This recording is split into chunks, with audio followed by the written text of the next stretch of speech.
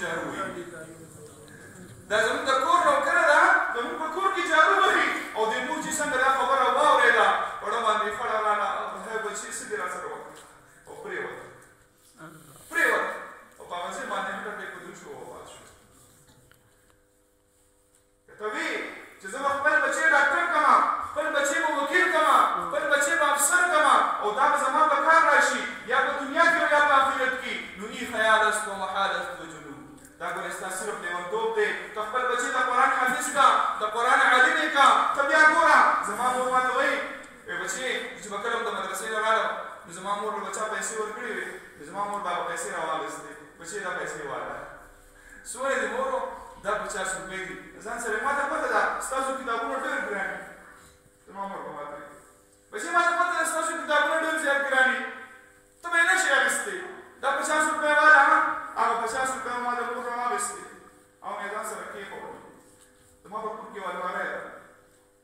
زه اوس هم چې خپلې الماری ته ودرېږم او کتاب رااخلم که هغه معرفت القرآن که هغه تفسیر مظهري که هغه هدایه ده که هغه بخاري شریف دی که هغه ترمذي شریف دی چې کوم کتاب راغلم زما د مور مخ ماته په کتاب کې نه یې بولل دا ستا د مور هغه 50 او 60 روپۍ سم خیال دی دا مور به زه په دعا کې هېره کړم دا مور به زما نه د منځه نه بس په دعا کې هېره شي د قیامت په ورځ به دا مور زما نه هېره شي نه زما مور زما نه هېر کېږي زما مور ځان د بینک اکاونټ کولو کړی دی داسې اکاونټ یې کولو کړی دی چې انشاءالله څونه علما تیارېږي څونه حافظان تیارېږي څونه قاریان تیارېږي څونه تبلیغ والا تیارېږي دا به الحمدلله زما د مور په عملنامه کې لیکلي دي موریانې وایي وایي زه به خپل بچي چې کوم دی لوی افسر کړم چې لوی افسر شو څه چل به شو راشي زه درته ښیم حافظ قرآن راوغواړئ حافظ قرآن راغی والبسوه من الجنه ته د جنت لباس ور واغوندوئ نه نه نه زه د جنت لباس نه اغوندم ولې نه اغوندې د الله بنده جنت ته وځې چې کله ستا په وجود د جنت لباس راغی ته به اور ته نه ځې ته به جهنم ته نه ځې ته به جنت ته داخلېږې ولې نه اغوندې نه نه نه زما استاد محترم راولی زما مور او پلار راولی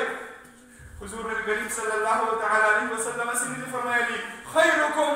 من تعلم القرآن وعلمه په تاسو کې د ټولو نه زیات بهترین عزت والا د ټولو نه مرتبه والا هغه سړی دی قرآن یې زده کو او دا قرآن نورو ته ښایي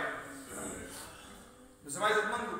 وخت ډېر کم دی دا وخت شارټ دی ډېر زیات د مانځه ټیم هم دی بیا به انشاءالله چې د بله په پوه هغې باندې بیا بحث وکړو او اوس به په دې باندې اختتام وکړو نو خپل بچي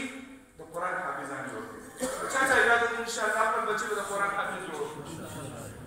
محمد نګر انشاءالله بچی دې د قرآن حافظ جوړ کو لس کسان هغه د خاندانه چې جهنم پې واجب شوی دی ځان سره به جنت ته بوځي الله رب العزت په دې صاحب قرآن ته فرمایي یا صاحب القرآن اقرأ وارتقي ورتل كما كنت ترتل في الدنيا ای حافظ قرآن راشه قرآن ولوله څنګه به یې ولوه څنګه چې په دنیا کې لوستو په قلاره قلاره هغه شان تلاوت شروع کا د الف لام میم نه شروع کا او د والناس پورې ځه یو آیات باندې یو درجه ده تاسو به وایئ چې درجه دې ته وایي چې د دې ځمکې نه د دې چته پورې نه نه نه نه